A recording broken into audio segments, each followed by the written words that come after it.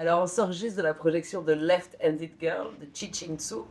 Est-ce que tu as été embarqué par ce film? Franchement, j'ai adoré, hein, j'ai adoré, c'était vraiment, comme le cinéma, il a ce pouvoir de te transporter, de voyager. Je ne suis jamais allé à Taïwan, mais on dirait qu'on a passé la matin là-bas. C'est tellement bien fait, tellement réaliste. Après, c'est vrai que c'est des vies difficiles qui suivent, différentes générations de femmes de la même famille. Ça ressemble un peu, cette dynamique de cinéma vérité, quoi. Comme les choses de la tradition à l'ancienne peuvent perturber aussi les femmes en Chine, était interdit d'utiliser la main gauche. La main gauche, c'est pour les diables. Et comme la petite, tellement petite, sans que personne la brive, elle prend des décisions avec sa main gauche, que croit que c'est le diable. Bon, tu vois, tout ça, c'est contrepoids et contradiction de la tradition et de la réalité. La réalisatrice, elle parlait de révolution, tu sais, de révolte silencieuse. Le cinéma, plus que jamais, c'est devenu un refuge. Dans un film comme celui-là,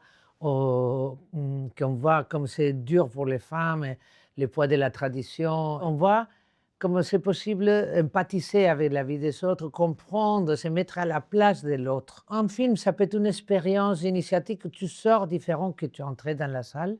Il y a toute une génération en ce moment de jeunes réalisatrices qui émergent. Est-ce que tu Oui. suis ça de près? Ça t'intéresse? C'est excitant, fascinant, parce que c'est un chemin jamais parcouru qu'on commence. Plus que le féminisme, la sororité, c'est très puissante. Maintenant, il y a beaucoup de scénaristes, beaucoup de femmes qui explorent tout ça. On voit nos contradictions, on voit les choses qu'on n'a pas compris encore de nous-mêmes. Différentes femmes avec différents points de vue. Moi, je dis toujours que le cinéma, c'est un message pour raconter une vérité. Si La Russie secrète était un film, ou une réplique, ou une scène, ça serait quoi? C'est une petite gamine, hein, en face de la mer de Majorque, où je suis né, juste en face.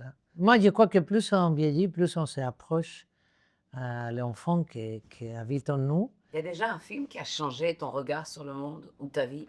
Oh oui, il y en a beaucoup. Moi, de petit, j'étais amoureuse des films bibliques.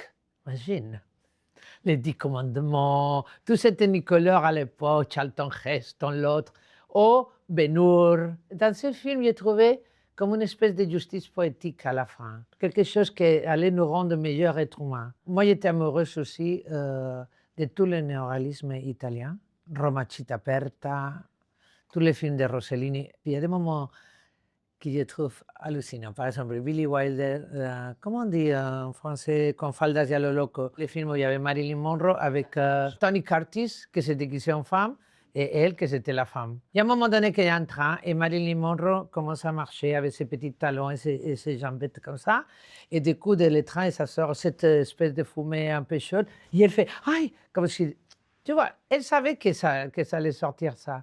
Mais la réaction est tellement spontanée, tellement mignonne, que je l'ai passé 50 000 fois. Est-ce qu'il y a une scène que tu as jouée dans ta vie que tu aimerais rejouer juste pour le plaisir?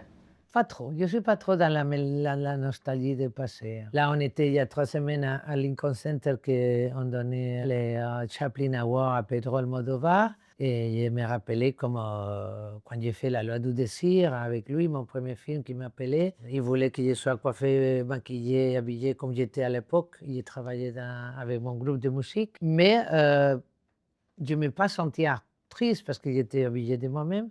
Pedro, il était très content, il me dit: «Ah, mais c'est génial, tu l'as fait génial et tout».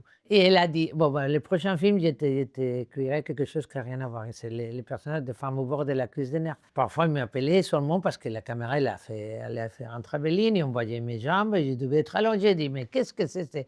Mais ça, moi, je croyais qu'être actrice, c'était une autre chose. Je me plaignais tout le temps. Moi, j'étais tellement lourde qu'un jour, elle est venue avec la scène d'orgasme en rêve que mon personnage avait. Tu vois, tu as vu, en Espagne, on dit que no llora no mama. Et moi, j'ai suivi ça et ça donnait un peu de pétillante à les personnes. Et j'aime beaucoup Pedro Almodovar dans ces sons-là parce que je peux faire beaucoup de choses, mais ce n'est pas ma vie, l'interprétation. Mais lui, j'aime beaucoup l'accidental, l'erreur.